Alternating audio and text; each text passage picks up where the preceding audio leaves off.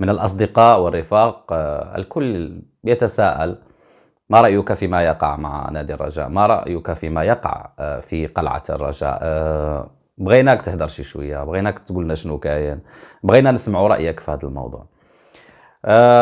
لن أقول بأن اليوم عودة ربما للحديث عن البطولة وعن الأندية بشكل عام، ولكن أكيد يعني إن كنا نتحدث عن الكرة المغربية فإننا لابد أن نتطرق لأندية عملاقة داخل الكرة المغربية تنجب لنا النجوم الذين يكونون جزء لا يتجزأ من المنتخبات الوطنية، ومن بين هذه الأندية أكيد نادي الرجاء.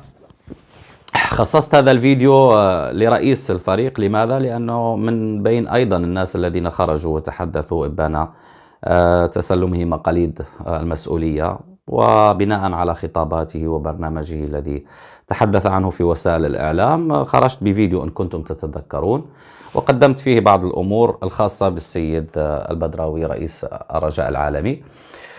ولكن اليوم الخروج ليس لأن هناك تسريبات أو لأن الجمهور غاضب وبعد حملة على رئيس الجامعة، ثم اليوم هناك بعض الأمور التي لها علاقة بالتسيير داخل الفريق. هناك شكوى من التحكيم عقب مباراة الديربي مع نادي الوداد التي انتهت بالتعادل بهدفين لمثلهما. لن أغوص في تفاصيل التحكيم المغربي، أنتم تعلمون النتيجة. التحكيم لازال للأسف يعيش الهواية، وفي نفس الوقت الدلائل والبراهين تشير إلى أننا لا نحظى بحكم واحد على مستوى الساحة، ولا في مسابقات من حجم كأس العالم أو حتى مسابقات أخرى تقل قيمة عن كأس العالم، بينما دول أفريقية فتية في عالم كرة القدم تنجب حكام يستطيعون الذهاب بعيدا بتحكيمهم، وأيضا الحصول على مقاعد في مسابقات قارية ومسابقات دولية. ونتحدث بغصة في القلب لأن هذا البلد هو من أنجب سعيد بالقولة رحمه الله الذي خاض نهائي مونديال 98. ما بغيش نتطرق للتحكيم. لماذا؟ لأنني غير مختص أولا، وثانيا يعني لا أملك الحقيقة الكاملة. الحقيقة الكاملة هي أنه تكون تبعتي جميع المباريات، لأنه أنت حدثت عن تحكيم مباراة ما غيجي يقول لك جمهور ديال فرقة ما يقول لك وما هدرتيش على يوم قتلنا التحكيم مثلا في لقاء كذا من كذا. ولكن رؤيتي الخاصة من خلال الخبرة ومن خلال متابعات من هنا وهناك التحكيم والدلائل كما قلنا، يعني المستوى الذي يمنحنا إياه الاتحاد الأفريقي أو حتى الاتحاد الدولي لكرة القدم يؤكد أننا للأسف بعيدين كل البعد عن عدد كبير جدا من المنجزات التي حققت على مستوى الكرة المغربية أندية ومنتخبات، وهذا أمر مؤكد. ويمكن أن يعني تجدوا أن هناك بعض الخطوات، منها قرار المكتب المديري للجامعة الملكية المغربية لكرة القدم بأن يرحل هذا الملف، ملف التحكيم، إلى العصبة الاحترافية وإلى العصب، وبالتالي يعني هناك إقرار ضمني أن لدينا مشاكل في التحكيم في الكرة المغربية. الفيديو هذا مخصص للرجاء، لواقع الرجاء، للتسيير الذي قام به رئيس الرجاء، وأيضا هناك بعض الأمور التي لا بد أن يتم بها مصارحة الجمهور. وأنا أريد من البعض، يعني أعلم بأن هناك كثر داخل نادي الرجاء لديهم الوعي ولديهم الحب الصادق لهذا الفريق على غرار جماهير الأندية الوطنية الأخرى، الكل مغرم بفريقه والكل يدافع عنه بشراسة. ولكن هذا لا يمنع أن يكون هناك بعض المتنفعين، هذا لا يمنع أن يكون هناك بعض الذين ربما يعتبرون الرجاء منصة أو بوابة من أجل الحصول على امتيازات من هنا وهناك. ولكن هذا يبقى دائما وأبدا يعني بيد المكتب المسير للفريق الذي بإمكانه أن ينبذ هذا الجزء الذي يسيء لنادي الرجاء بكل ما تحمل الكلمة من معنى. موضوع يحظى باهتمام جماهيري كبير، ولكن قد نقوم بإسقاطات على مجموعة من الأندية الأخرى التي للأسف بسبب التسيير الهاوي هي اليوم تعاني الأمرين: أندية مرجعية داخل الكرة المغربية.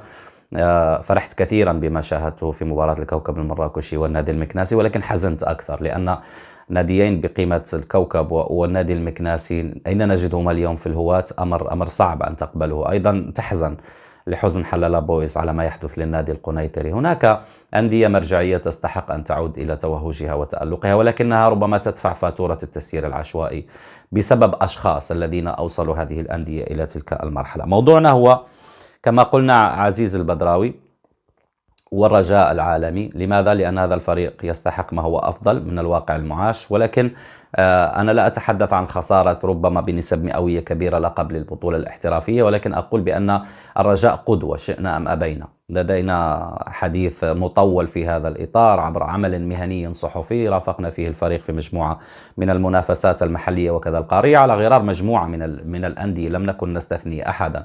كنا مع الدفاع الحسني الجديدي، كنا مع الوداد البيضاوي، كنا مع أولمبيك خريبكا، كنا مع الفتح الرباطي، كنا مع مجموعة من الأندية، اتحاد طنجة وغيرها. وبالتالي نعلم بأن هذه الأندية إن كانت بصحة جيدة فإنها تؤدي بنا إلى كرة جميلة فيها المتعة والتشويق، تلك المساحة التي يعني يذهب إليها الجمهور من أجل التفريغ عن هموم يومية ومن أجل الاستمتاع بمشاهدة كرة قدم جميلة، وأيضا أن يفتخر بين أقرانه وبين الجماهير الأخرى بما يحقق ناديه من إنجازات. الرجاء لم ينتهي مشوارها اليوم، و قبل كل شيء يعني هي كسفير ممثل الكرة الوطنية في المسابقات القارية دوري أبطال أفريقيا لديها ملحمة كروية أعتقد مع الأهلي. فهذا الفيديو ليس للتشويش لا سمح الله، ولا أيضا من أجل ذم شخص أو أشخاص، ولكن لتوضيح وجهة نظر كإعلامي نقدمها في نادي قلناها ونكررها مرجعي، نادي لديه تاريخ حافل جدا، لديه قاعدة جماهيرية كبيرة جدا وجدا وجدا تتخطى حدود الجغرافيا. وبالتالي حين يطالبك الناس علاش ما كتهدرش، علاش ما عطيتيش موقف، آن الأوان أعتقد للحديث. ولمن يريد يعني أن يأخذ أحكام مسبقة ولا يخدم نظرية المؤامرة ولا يبدأ يقلب على مبررات علاش نوفل هدار أو علاش. أنا شفت واحد الفيديو من التسريب الصوتي اللي خرج لأحد الأدمن ولا ما عرفت شنو خارج الديار المغربية وكيهدار على داك الشيء والرجا معانا وإلى آخره، حاطين تصويرتي وصورة البدراوي وكأنني أنا من أوجه الأسئلة. فكان من بين الأمور صراحة شفتوا البارح في الفيسبوك، كان من بين الأمور اللي قال لك لا خرج هدار باش على الأقل هذه قناة موثقة بإمكان الإنسان أن يراك صوتا وصورة ويعلم الرأي ديالك في هذا الموضوع. الرجاء اليوم مواصلة في كأس العرش كما قلنا، مواصلة بغض النظر عن النتائج المحققة في البطولة الاحترافية التي يتسيدها الجيش الملكي. النادي المرجعي هو الآخر والذي عاد للتوهج واللمعان وعبر حتى في كأس الملك سلمان الكأس العربية، وفي نفس الوقت في كأس الكونفدرالية يسير بثبات وتسيد المجموعة. أفراح الجماهير العسكرية مستحقة. نعود للرجاء قبل أن نبدأ. غنستمعوا لهذا الفيديو في مجموعة من التصريحات اللي جاءت على لسان السي عزيز البدراوي الرئيس ديال الفريق. ومن ضمن أيضا والله من ضمن الأسباب اللي دفعتني أني نخرج نهدر أنه هناك من أصبح يتجرأ على الرجاء.